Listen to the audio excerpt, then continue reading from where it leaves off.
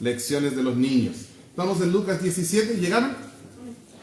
Bueno, por lo menos Camila y Ani están. ¿Alguien más? ¿Llegaron en sus Biblias? Lucas 17, amén. Oh, Nacho se agregó. Hermanos, ¿están en Lucas 17? Sentí un poquito solo. Ok, Lucas 17, versículo 1 y 2, vamos a leer como introducción. Dice, dijo Jesús a sus discípulos, imposible es que no vengan tropiezos, mas hay de aquel por quien vienen. Mejor le fuera que se le atase al cuello una piedra de molino y se le arrojase al mar que hacer tropezar a uno de estos pequeñitos. Vamos a orar. Padre Celestial, te doy gracias por tu palabra perfecta. Y yo sé que no existe un niño perfecto. Pero ¿cuántos son queridos por ti, Señor? Y nosotros debemos tener ese mismo amor por ellos. Los niños no son una distracción en la iglesia. No son un subgrupo en la iglesia. No son algo que se agrega al final a la iglesia. Yo sé que los niños son una parte integral de la iglesia y de nuestras familias y de nuestra sociedad. Y te quiero pedir, Señor, que hoy nos des el mismo amor por ellos que tú tienes. Ayúdanos a aprender de tu palabra lecciones de los niños. Oramos en el nombre glorioso de Jesús. Amén. Los niños son tan pequeños, Jesús refiere a ellos en el versículo 2 como pequeñitos. No pequeños, sino pequeñitos. Aún más pequeños que pequeños. Y aquí, hermanos, vamos a aprender grandes lecciones de la vida de seres pequeños. Cosas acerca de la fe, el perdón, la gratitud. Aquí en los versículos 1 y 2 podemos ver esa primera lección. ¿Cuál es? Es que los niños son preciosos para Cristo y lo deben ser para nosotros también. En otro lugar, en Mateo 19, 14, Jesús dijo, dejad a los niños venir a mí y no se lo impidáis, porque de los tales es el reino de los cielos. Los niños son una bendición y no una carga. Hermanos, yo soy un poquito fácil de distraer. Si pueden escuchar y mantener un poco de silencio durante la enseñanza de la palabra. Dice, quiero decir que los niños son una bendición, no son una carga. Yo sé que la mentalidad de la sociedad de hoy en día es que los niños son hasta, quizás nadie lo diría, pero hasta una maldición. Yo recuerdo que cuando Ani estaba embarazada con Maika, Maika está aquí con los adultos ahora. Wow. Ahora no puedo decir nada mal de él. Antes podía chismear y él no sabía, pero ahora. Bueno, yo recuerdo que cuando ella estaba embarazada con Maika, la gente nos decía cosas como, duerman todo lo que puedan ahora, porque una vez que nazca el bebé, nunca volverás a dormir. Nos decían cosas, viajen ahora, antes de tener hijos, antes de los embarazos, viajen, disfruten de la vida, porque después no hay vida. Pero ¿saben qué? Yo nunca creí esas cosas. Yo creo firmemente que Dios desea que nosotros disfrutemos de Él y de la vida en cada etapa. Como soltero, disfrutar a Dios. Disfrutar caminando con Él como soltero. En el compromiso, disfrutar ese tiempo de noviazgo. Conociéndose, haciéndose amigos, esperando el futuro, guardándose, conservándose en pureza, hablando de intimidad, porque esa es la voluntad de Dios. Disfrutando la pureza. Y no pensando, ojalá no tuviéramos esas reglas de no poder tocarnos, ojalá pudiera. No, disfrutar el tiempo. Y después cuando se casa, disfrutar de todo el plan de Dios en cuanto a ser una sola carne, de andar juntos, antes de tener hijos, qué grato momento. Y después, el embarazo. Oh, disfrutarlo. Y no decir, ojalá se acaben estos 9 meses. No, disfrutarlo. Disfrutar todo. Hoy en la mañana me llegó un correo de una oficina médica en Santiago que decía un consejo para los que van a ser papás. Quería responder y decir, los que ya son papás, porque era un consejo para la gente esperando bebé en camino. Ya son papás. Cuando hay un embarazo, ya son papás. O sea, ya es un bebé. Amén. Y terminar con esa vida es un pecado. O sea, aunque el gobierno diga que sea legal, el aborto forzado no es. No es, en los ojos de Dios es un asesinato. Disfrutar el embarazo. Yo sé que cada etapa trae sus dificultades. Yo sé que ese niño quiere darte patadas en el estómago, patadas, ¿cierto?, en la vejiga, en cualquier parte del cuerpo. Pero saben que también puedes sentirle moviendo. También puedes verle creciendo. También puedes ver su imagen, gracias a Dios, a los avances científicos que tenemos. Puedes verle con una eco. Sí, hay dificultades, siempre van a haber dificultades en cualquier etapa, pero la idea es disfrutar. Y los niños llegan y son un tesoro. Tenemos que desechar esa mentalidad mundana de ver a los niños como una carga o maldición. No lo son, son una gran bendición de parte de Dios. Cosa de estima el fruto del vientre, el Señor dice en Salmos.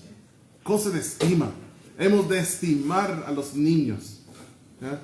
Y también deshacernos de esa mentalidad de que 1 y listo, o 2 y listo, ya no más. Yo admiro mucho a nuestros abuelos que tenían 10 hijos, 15 hijos. Y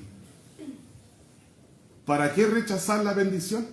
No, basta, Señor, ya no quiero más bendición. Pero eso lo vamos a conversar otro día. Son preciosos los niños para Cristo. Y lo tienen que ser también para nosotros. Y tener un cambio de mentalidad.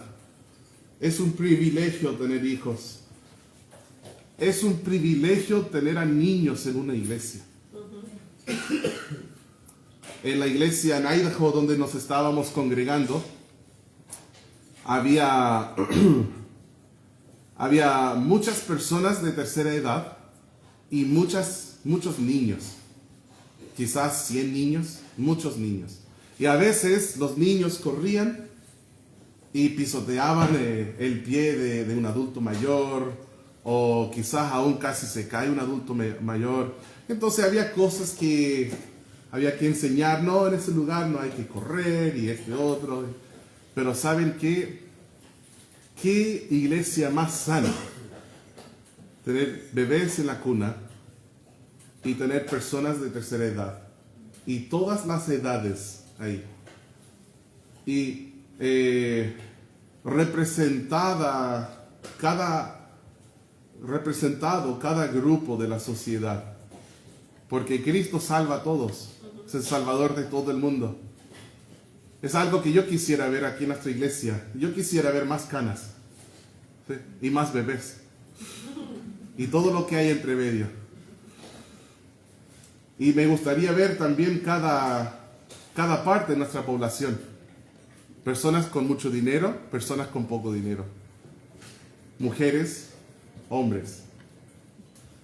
Me gustaría que aquí hubiera representación de cada grupo de inmigrantes de Coyhaique. Haitianos, venezolanos, colombianos, gringos, argentinos. Me gustaría que cada grupo que llega a Coyhaique que puedan recibir salvación y ser parte de la iglesia de Cristo.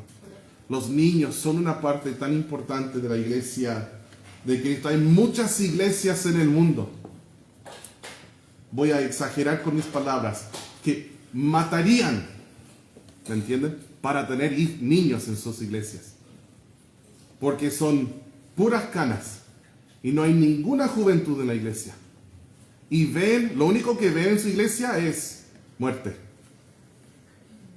No hay baby shower, no hay sala cuna, no hay necesidad de noche de cita, no hay nada de eso. ¿Saben lo que hay? Funerales. porque cumplen 80 años, 90 años y más. Y hermanos, ellos tan felices estarían con tener niños en sus iglesias. El ministerio infantil de una iglesia no es para quitarnos la distracción de los niños. Ya, corrámosle a otro lugar para que podamos poner atención. No, todo el contrario. Yo lo veo muy sano tener niños en un culto, para que vean a sus papás adorando a Dios, para que escuchen la palabra de Dios, para que aprendan a estar quietos, sentarse sin mirar un celular, sin tener que siempre estar dibujando, que puedan sentarse y portarse bien. Pero pastor, ¿cómo? Ensaya en casa. Si quieres, ponga una predicación en YouTube con sana doctrina de 20 minutos, 30 minutos, que nos sentemos en el sillón sin movernos y ver. Y va a costar al principio, sí. Pero enseñar, ir guiando, enseñando. Y cuando llega alguna visita y quizás sus hijos son muy ruidosos en el culto, no pasa nada. Que hagan su ruido, somos una familia. Y en la familia hay niños. Y a veces los niños son ruidosos. Pero después van aprendiendo. Están tranquilos y está bien, es todo un proceso. ¿Cierto? Los niños, qué bendición. El ministerio de niños en una iglesia no tiene la función de quitarnos de nosotros. Al contrario, debe ser intencional y debe ser un tema de inversión. Es una de las cosas más importantes que hacemos. Los niños son muy importantes para Jesús y lo tienen que ser para nosotros también. Yo leí estos versículos y dije, hay muchas lecciones que podemos aprender de los niños. La primera, que son importantes para Cristo y lo deben ser para nosotros también. Yo preparé este sermón hace como 3 meses y anoche lo terminé rapidito porque ya estaba listo. La segunda lección que podemos aprender de los niños, versículos 3 y 4. Miren lo que dice Jesús aquí. Dice, mirad por vosotros mismos. Si tu hermano pecare contra ti, repréndele. Y si se arrepintiere, perdónale. Y si 7 veces al día pecare contra ti, y 7 veces al día volviere a ti diciendo me arrepiento, perdónale. ¿Qué lección podemos aprender de los niños aquí en este versículo? Los niños perdonan y olvidan. Y nosotros debemos hacerlo también. Sí. Los niños, ¿cómo son? Juegan, luego pelean, se enojan, después piden disculpas, se abrazan y un minutito después jugando de nuevo y se olvidaron. ¿Y no te acuerdas que tu hermano te pegó? ¿Aquí? No, estamos bien. Están jugando, riéndose, pasándolo bien. Para ellos, el borrón y cuenta nueva son tan fáciles. Lo que da pena es que algunos cristianos han permitido que el rencor, la amargura, aten sus almas. Cuando Cristo desea libertad para nosotros.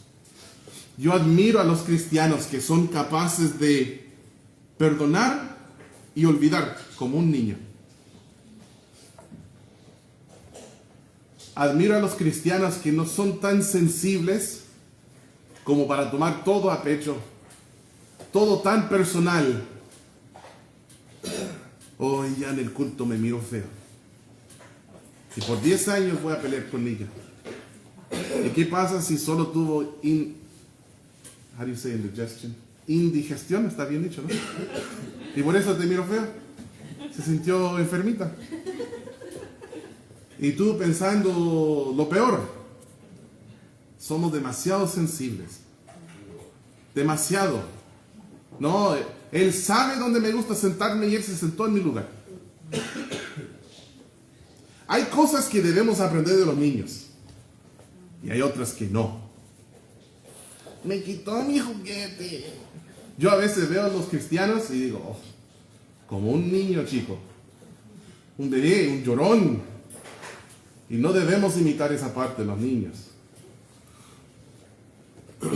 A veces los adultos cristianos son así. ¿Saben por qué? Porque la generación anterior no nos enseñó cómo perdonar y cómo pedir disculpas. Y es un ciclo vicioso. Nosotros de niños no nos enseñaron a ser humildes, no nos enseñaron a ser mansos, no nos enseñaron a ser pacientes, no nos enseñaron a llevarnos bien con otros, de perdonar, de pedir disculpas, de desarraigar la amargura en el corazón, de desechar el rencor, de no tener que levantar la voz gritando, de no enojarse y retirarse, de decir, ya no te voy a hablar el resto del día porque estoy molesto. No nos enseñaron estas cosas, por lo cual crecemos y ahora somos adultos en una iglesia sembrando discordia entre los hermanos, partiendo iglesias, corriendo gente, porque nunca nos enseñaron a actuar con madurez. ¿Y saben lo que me da miedo? Que hay adultos cristianos ahora criando a pequeños contenciosos, que están observando a sus papás peleando, enojándose, hablándose feo, insolencias, violencia. Y luego es la futura generación que van a o destruir esta iglesia u otra. Se van a trasladar, qué sé yo, algún día a Iquique y van a encontrar una buena iglesia con armonía y unión, sana doctrina, amor, donde se llevan tan bien. ¿Y saben qué? Por la crianza terrible que recibieron, van a llegar a esta iglesia y van a empezar a causar problemas. Yo lo he visto, gente de otras regiones que llegan aquí a nuestra iglesia y piden una carta de traslado y después siembran discordia y causan problemas. Que no sean tus hijos, que no sean mis hijos. Amén. Ellos perdonan y olvidan. Y es una cualidad tan hermosa que nosotros debemos ser iguales. Qué hermoso es que podrías decir a un cristiano, ¿te acuerdas? Hace un par de años te hablé fuerte y nos molestamos un poquito y después tuve que pedirte disculpas. Y que ese cristiano dice, lo siento hermano, tengo mala memoria, ni me acuerdo de eso. Siendo sincero, no fingiendo. De verdad, no, sinceramente, no, ni me acuerdo. El problema es que la gente permite que la raíz de amargura tome en su corazón y después brote y contamina a muchos. ¿Sabes por qué muchos niños tienen amargura? Porque tienen padres amargados. Muchos niños son rencorosos. ¿Saben por qué? Porque sus padres son rencorosos. Mira las cualidades que más te molestan en tus hijos. Piensa, ahora mismo, ¿qué cualidad más te cae mal de uno de tus hijos? Ahora pensando en esa cualidad, ¿sabes lo que está pasando? Probablemente estás mirando en el espejo. Porque nos observan y nos imitan. Nos copian.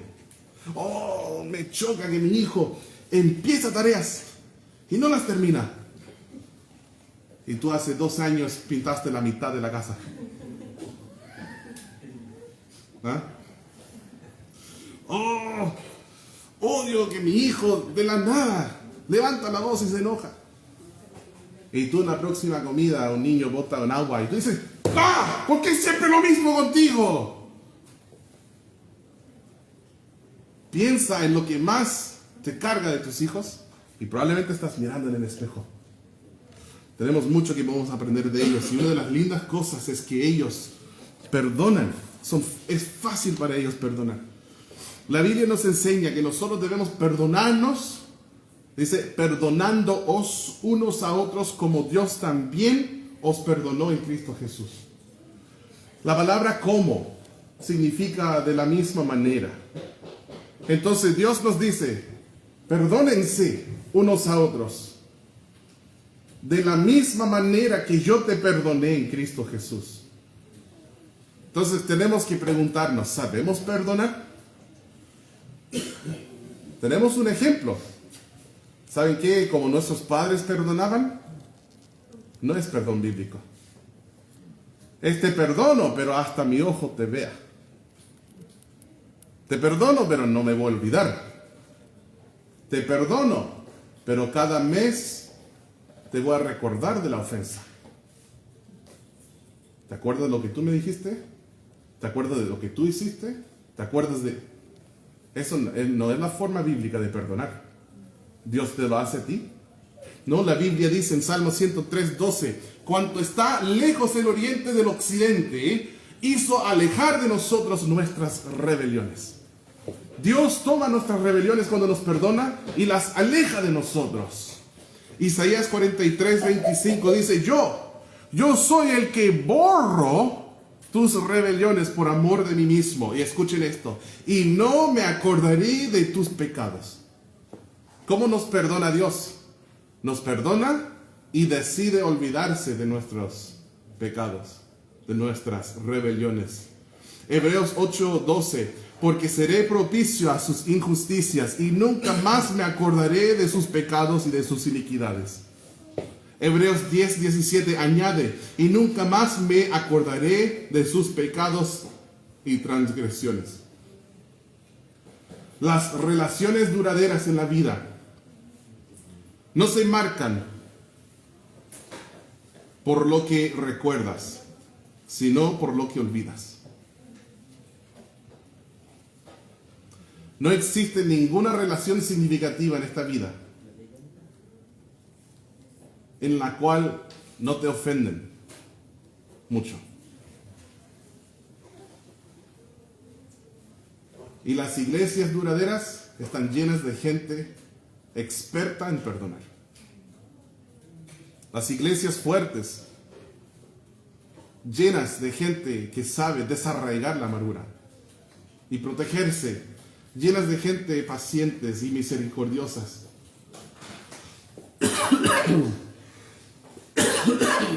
¿Sabes cómo pedir disculpas? Me equivoqué. Te pido disculpas. No lo volveré a hacer. 3 simples frases. Me equivoqué, una confesión. Te pido disculpas y un compromiso. No lo volveré a hacer. Así se pide disculpas. En los Juegos Olímpicos hicieron algo muy ofensivo para los cristianos. Al inicio del juego tuvieron unas imágenes perversas de abominación, burlándose del cristianismo. Aunque sinceramente esa pintura no me representa. ¿Ya? No es mi cristianismo, es una pintura católica, entiendo, y parece que fue hecha por una persona que ni creía en Dios, o no sé, pero no me representa. Sin embargo, esa es parte del punto. El punto es que los cristianos en el mundo se enojaron. Cientos de miles de firmas en contra de los Juegos Olímpicos y requiriendo unas disculpas de ellos. Hasta que los Juegos Olímpicos sacaron una carta pidiendo disculpas, entre comillas. No sé si ustedes leyeron la carta. Yo sí. Y en esa carta dicen, básicamente dicen, sabemos que muchos cristianos se ofendieron por las imágenes. Y no era nuestra intención ofender, y lamentamos que se hayan ofendido. O básicamente la carta fue, ustedes son muy sensibles. Qué pena.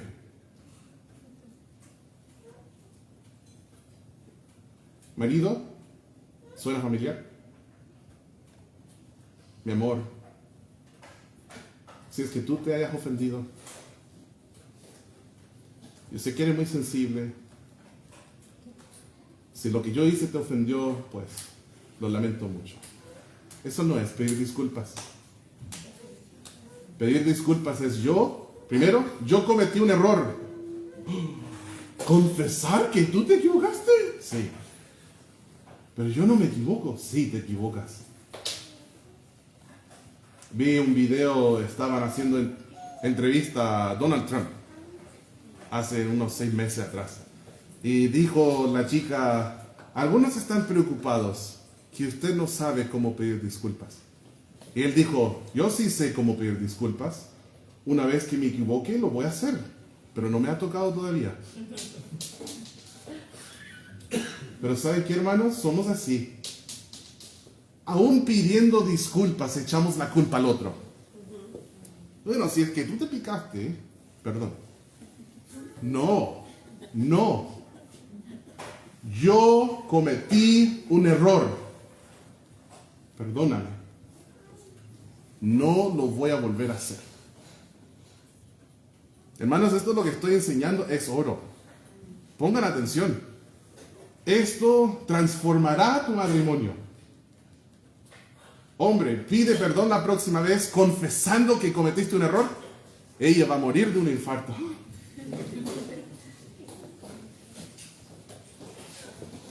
Entonces, el problema es que no sabemos pedir disculpas. Pero el otro problema es que no sabemos perdonar. ¿Cómo pedimos disculpas? Me equivoqué, te pido disculpas, no lo volveré a hacer. Pero ¿cómo perdonamos? Te perdono y no lo volveré a mencionar. Es el problema, el otro problema. No sabemos cómo perdonar. Te perdono y no lo volveré a mencionar. El problema es que nosotros en la mente tenemos como un juego. Hay una escala. Yo me equivoqué, qué mal. Pero después la otra persona se equivocó. Ahí estamos. Después se equivocó otra vez. Yo me equivoqué uno, pero sigo ganando. Después se equivocó. Y como que tengo que recordarle cada vez. Sí, yo me equivoqué, pero ¿te acuerdas? Te equivocaste 5 veces la semana pasada. No sabemos perdonar. Y es tóxico. En las amistades, en las familias, en los matrimonios y en las iglesias. Gran lección podemos aprender de los niños, el de perdonar. La de perdonar y olvidar. Yo entiendo, a veces la ofensa o el ofensor son peligrosos. En este caso vamos a perdonar, pero avanzar con cautela. ¿Cierto? Si hay un tema de violencia, aún en el matrimonio, un golpe, pastor, ¿hay que perdonar? Sí, hay que perdonar. Pero si tú estás en peligro, tienes que salir de esa situación de peligro. Si quieres, ven a quedarte en mi casa, está bien. Pero no te quedas ahí bajo peligro. Si es una cosa perdonar, pero vete a la comisaría y denuncia. Porque no solo es un pecado estar golpeando a tu mujer o a tu marido, además es un crimen, que son dos cosas distintas. Pecado es una cosa, crimen es otra cosa. Si llegara un pedófilo a la iglesia, ¿le perdonamos? Sí, le perdonamos. Pero no le vamos a poner como encargado de una clase de niños. Entonces, no estoy hablando de ser tonto. Cuando digo perdonar y olvidar, ¿me entienden? Si hay un ladrón que tuvo problemas robando, no le vamos a poner a contar la ofrenda. ¿Sí? ¿Estamos de acuerdo en eso? No estamos hablando, estamos hablando de una mentalidad. Nosotros como cristianos, como pacificadores, tenemos como por defecto, la reconciliación. Uno dice, Jesús dijo 7 veces al día. Ella me ofendió 8 veces hoy, así que no le voy a perdonar. No es un tema de cantidad. En otro lugar, Jesús, en Mateo 18:22, Jesús dijo 490 veces. Gracias, la matemática no es muy fuerte. Dijo 70 por 7. Pero la cantidad no es el tema. El tema es la mentalidad. De no ser contencioso, porque eres soberbio, sino pacificador, porque eres humilde. Bienaventurados los pacificadores, porque estos serán llamados los hijos de Dios. Vamos a seguir. Próxima lección de los niños. Versículos 5 y 6. Dijeron los apóstoles al Señor: aumentanos la fe. Entonces el Señor dijo: si tuvierais fe como un grano de mostaza, podríais decir a este sicómoro: desarráigate y plántate en el mar, y os obedecería. ¿Qué más podemos aprender de los niños? Los niños son un gran ejemplo de fe. De hecho, miren lo que Jesús dijo en Mateo capítulo 18. Vayan conmigo en sus Biblias. Mateo capítulo 18, quiero leer versículos 1 al 6, porque aquí también podemos captar cómo Jesús amaba a los niños y cómo nosotros también los debemos amar. Dice en el versículo 1: en aquel tiempo los discípulos vinieron a Jesús diciendo: ¿quién es el mayor en el reino de los cielos? Y llamando Jesús a un niño, lo puso en medio de ellos y dijo: de cierto os digo que si no os volvéis y os hacéis como niños, no entraréis en el reino de los cielos. Vamos a pensar en este versículo en un momento más. Que si no te vuelvas como un niño, no puedes ir al cielo. Versículo 4. Así que cualquiera que se humille como este niño, ese es el mayor en el reino de los cielos. Y cualquiera que reciba en mi nombre a un niño como este, a mí me recibe. Y cualquiera que haga tropezar a alguno de estos pequeños que creen en mí, mejor le fuera que se le colgase al cuello una piedra de molino de asno y se le hundiese en lo profundo del mar. Miren en el versículo 3. Él dijo: de cierto os digo que si no os volvéis y os hacéis como niños, no entraréis en el reino de Dios. Si tú quieres salvación, tienes que aprender esa lección de los niños. ¿Y cuál es la lección de los niños? Tienen una fe sencilla. Y nosotros debemos también. Los niños son capaces de creer. Y es por eso que es tan penoso defraudar a un niño cuando cree en tu palabra, porque te creen. Los niños nos dan un ejemplo de fe. Si tú quieres salvación, tienes que ser humilde como un niño y creer, tener fe que Jesús murió por ti en la cruz, que la sangre que derramó fue para pagar el precio de tus pecados. Tienes que creer que existe el infierno y que mereces ir ahí. Pero tienes que creer que Jesús te consiguió, te compró, te aseguró entrada y lugar en el cielo. Y teniendo fe en Él como Salvador, recibes vida eterna. Y de esa manera te tienes que volver como un niño para entrar en el reino de los cielos. Si tú le dices a un niño acerca en diferentes países tiene diferentes nombres. En inglés decimos boogeyman, el hombre del saco. Si te portas mal, el hombre del saco viene a buscarte. El coco, el cucuy. ¿Cómo se dice en Venezuela? El coco. En Colombia, ¿cómo le dicen al boogeyman? ¿Cómo se le dice al hombre del saco en Colombia? Coco. El loco. El loco. ¿Oh? Y aquí en la Patagonia, ¿cómo se le dice? El viejo del saco. El viejo del saco. Si tú le dices al niño: vive debajo de tu cama, no va a poder dormir en la noche. Cada noche tendrás que venir y revisar debajo de su cama porque te cree, tiene fe en lo que dices. Nosotros necesitamos tener una fe sencilla. Los apóstoles oraron y le dijeron aquí al Señor: aumentanos la fe, ¿cierto? Yo quiero que mi fe sea aumentada, pero no solo más en cantidad. Yo quiero que mi fe sea mejor en cualidad. Jesús les dice que si su fe fuera como un granito de mostaza. ¿Quieres aumentar tu fe? ¿Qué dice Romanos 10:17? Es pues la fe por el oír, y el oír por la palabra de Dios. ¿Quieres crecer en tu fe? Más Biblia, más palabra. Lee cada día. Levántate en la mañana, lee la Biblia. Yo cada mañana me levanto y ¿saben quién está en la mesa? Ese muchacho, leyendo la Biblia. Cada mañana, Maika, sin falta. Un día mi papá le dijo, debes ser un niño muy feliz. Y Maika dijo, ¿por qué? Y él dijo, mi papá dijo, porque leí en Proverbios, feliz el hombre que encuentra la sabiduría.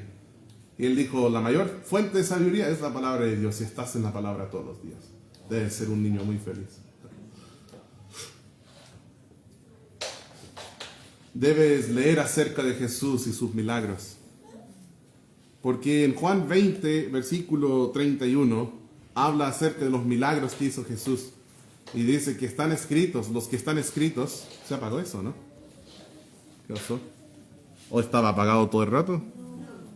¿No? Puedo hablar más fuerte. ¿Qué decía? ¿Por qué se distraigan tan fáciles ustedes? Los milagros que están escritos en el libro de Juan, dice que están escritos para que creamos y para que creyendo tengamos vida eterna. O sea, leyendo los milagros de Jesús también nos aumenta la fe. Me gusta leer los evangelios, leer la palabra. Vamos a seguir leyendo, hermanos, en Lucas 17, con o sin micrófono, el versículo 7 dice. Sigan en sus Biblias, por favor, Lucas 17, 7. Qué largo sermón, pastor. Es que no les he visto en mucho tiempo. Tengo mucho que decir. Versículo 7. ¿Quién de vosotros, teniendo un siervo que ara y apacienta ganado, al volver él del campo, luego le dice, pasa, siéntate a la mesa? O sea, es una pregunta retórica. Nadie va a hacer esto. Versículo 8. ¿No le dice más bien, prepárame la cena, cíñete y sírveme hasta que haya comido y bebido, y después de esto come y bebe tú? ¿Acaso da gracias al siervo porque hizo lo que se le había mandado? Pienso que no. Así también vosotros, cuando hayáis hecho todo lo que os ha sido ordenado, decid, siervos inútiles somos, pues lo que debíamos hacer, hicimos. Algo que me gusta de los niños. Trabajan sin que alguien les agradece. Y nosotros debemos también. Cuando tenemos un trabajo, hacerlo. Y no necesitar que nos digan cada cuántos minutos, estás haciendo un buen trabajo, sigue adelante, échale ganas, tú sí puedes. No, debemos ser como la hormiga, que sin gobernador, sin señor, sin capitán, dice Proverbios 6, 7, hace su trabajo. Sin que alguien ande detrás de nosotros. Buen trabajo, excelente, sigue adelante. No. Y después de hacer todo lo que debemos hacer, decir, siervo inútil soy. Recuerdo una vez una conferencia de pastores en California y reconocieron a muchos predicadores y omitieron a los misioneros. Estaban reconociendo, se ponían de pie los pastores y aplaudían y después en mi corazón dije, ¿y los misioneros? Nada. Y por un momento como que sentí mal. Pero ¿saben qué? Yo sé que no soy nada. Yo sé que no merezco ninguna afirmación. No, y tampoco necesito reconocimiento para seguir adelante. Después de hacer todo lo que debemos hacer, siervos inútiles somos. Hemos hecho lo que se nos pidió. Esto ayuda mucho en las iglesias. Cuando entraste estaba rico el ambiente, ¿cierto? ¿Sabías que alguien vino como 2 horas y media antes del culto para prender las estufas? ¿Sí? Se levantó tempranito, llegó, abrió, prendió, se vio que no había pellet. Entonces alguien vino en su vehículo, trajo pellet, llenó el pellet y nosotros llegamos a puro disfrutar. ¿Y cuántos de nosotros le hemos dicho a esta persona, gracias por hacer esto, porque es de bendición a la iglesia? Quizás algunos, yo sí, porque en el próximo punto vamos a ver por qué. Pero no debemos decir, Nadie me dijo gracias, no voy a seguir. Nadie me agradeció las 5 horas preparando este sermón. Nadie me agradeció, nadie me dio una ofrenda, nadie me dijo, oh pastor, tremendo predicador. Wow. ¿No?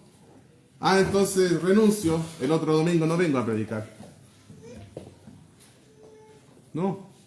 Voy a decir, Señor, lo hago para ti, vamos a seguir adelante, ayúdame. Siervo inútil soy. ¿Cuándo fue la última vez que dijiste a un pianista, tocaste muy lindo en el culto hoy y fue un gran complemento para la adoración al Señor? Gracias. No sería malo, ¿cierto? No sería malo. Pero lo que sí sería malo es si el pianista dice, no, ya no quiero. Son puros ingratos. Ya no quiero. No nos servimos para que nos agradezcan. En Colosenses 3, versículos 22 al 24. Colosenses 3, 22 al 24. Dicen, siervos, obedeced en todo a vuestros amos terrenales. Miren esta frase, no sirviendo al ojo. ¿Cuántas veces hacemos lo que hacemos porque alguien nos está mirando? Y cuando dejan de mirarnos, dejamos de hacer lo que debemos hacer. No sirviendo al ojo, como los que quieren agradar a los hombres. No hacemos lo que hacemos para agradar a los hombres, sino con corazón sincero, temiendo a Dios. Y todo lo que hagáis, hacedlo de corazón como para el Señor y no para los hombres, sabiendo que del Señor recibiréis la recompensa de la herencia, porque a Cristo el Señor servís. Servimos a Él.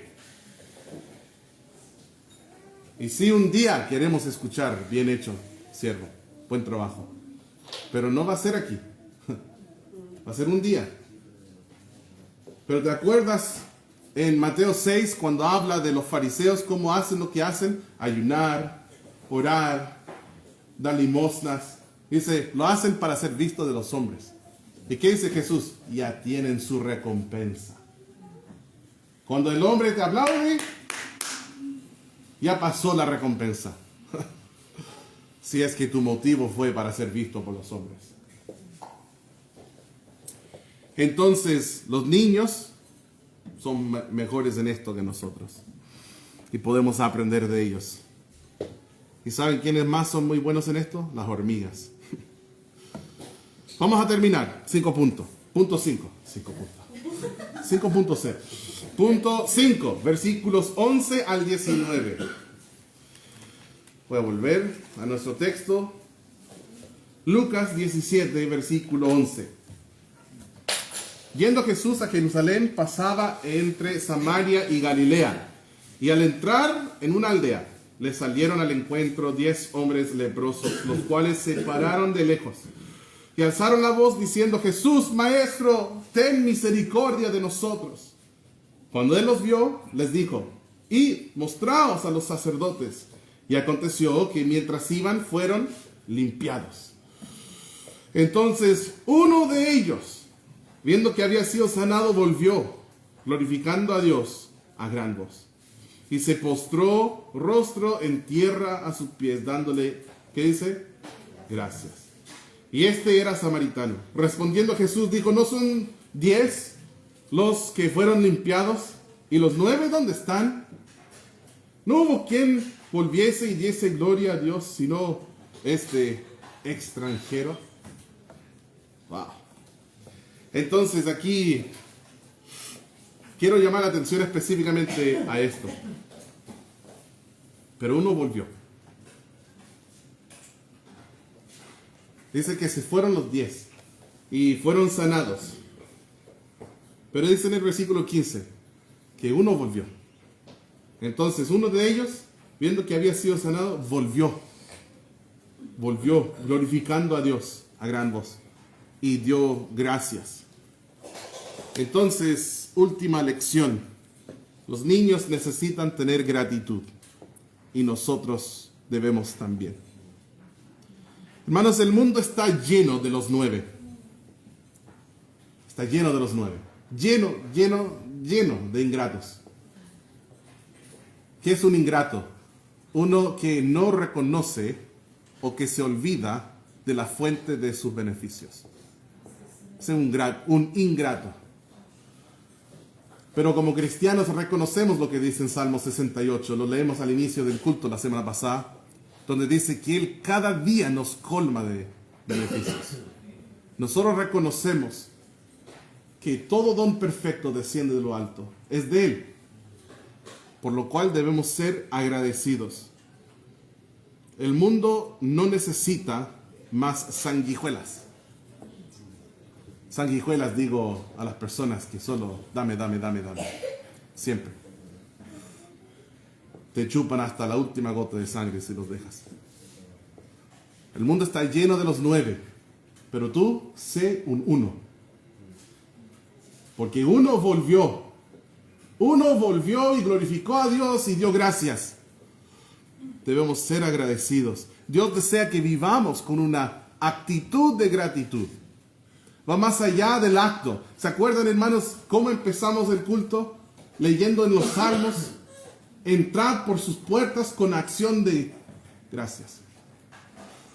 Debemos entrar en la presencia del Señor con gratitud.